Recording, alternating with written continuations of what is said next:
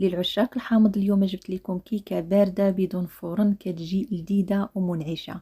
غادي نحتاجو كاس ديال عصير الحامض، كاس ديال الماء، وغنحتاجو كيس من السكر المنسم بالفاني، قشور ديال الحامض، بيضه وحده، 3 ملاعق كبيره من السكر، 2 ملاعق كبيره من الشاميزينه.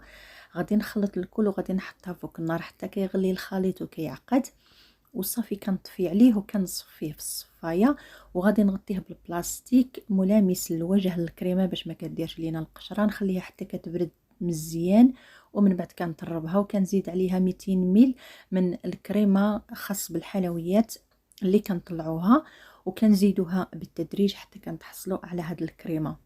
غادي نحتاجو الحليب اللي غادي نسقي به البسكوي، وجوج باكيات ديال بسكوي توستادا. كل ما درت الطبقه ديال البسكوي كنسقيها بالحليب، وكندير الطبقه ديال الكريمه والطبقه ديال البسكوي. درت 4 طبقات ديال البسكوي، والطبقه الاخيره كتكون ديال الكريمه كندخلها للمجمد.